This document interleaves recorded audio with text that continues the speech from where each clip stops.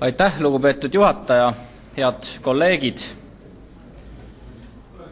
Praeguseks hetkeks ei ole enam saladus, et volikogu opositsioonisaadikud eelarve kolmanda lugemise hääletusel ei osale ja oma tänase protestiga juhime me tähelepanu sellele, et viimastel kohalikel valimistel andsid Tallinna elanikud opositsioonierakondadele ligi 90 000 häält.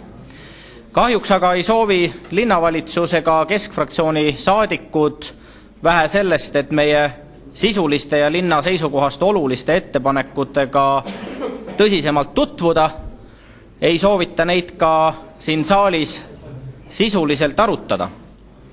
Minu arvates on lubamatu, et kõigi nende 90 000 inimese ja neid esindavate linnavolikogu liikmete soovid ja mõtted jäetakse küünilisel kombel linnaeelarve lugemisel arvestamata. Ja loomulikult on selles eelarves nagu ka kõigis teistes eelarvetes häid ja ka vajalikke asju. Kindlasti on meil hea meel esiteks selle üle, et linnavalitsus on sotsiaaldemokraatide korduvate tähelepanujuhtimiste tulemusena asunud looma uusi lasteaiakohti ja meil on hea meel ka selle üle, et süüdatakse järgmisel aastal taas põlema 7000 kustutatud tänavavalgustit, aga kahjuks on need sammud õiges suunas, aga liiga väikesed ja liiga hilja. Suured asjad eelarves on paraku miinusmärgiga ja seda mitte pelgalt seetõttu, et need linnaeelarvest raha välja viivad, vaid ka seetõttu, et need on meie arvates ebaotstarbekad, ajavad segamini Keskerakonna ja linnavalitsuse rahakotid ja süvendavad linnaelu korraldumise kapseldumist Vabaduse väljakule.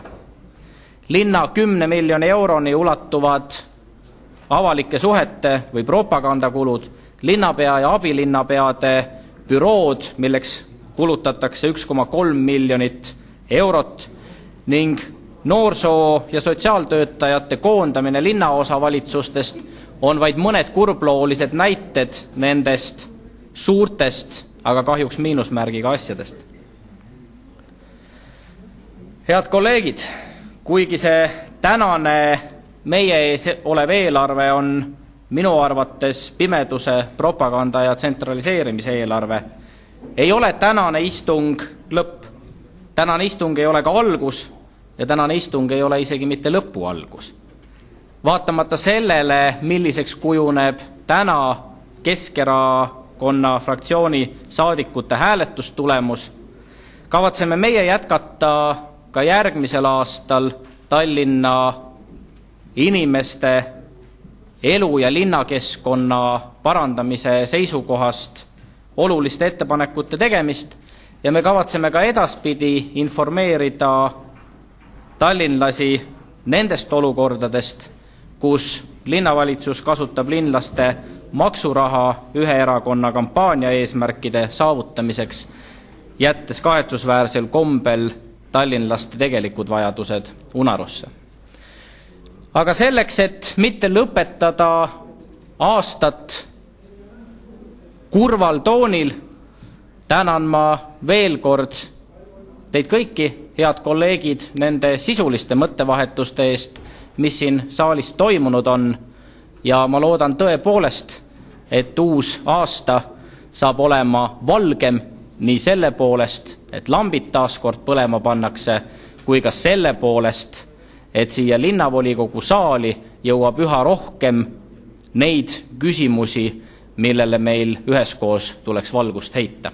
Aitäh ja valgeid jõule! Aitäh!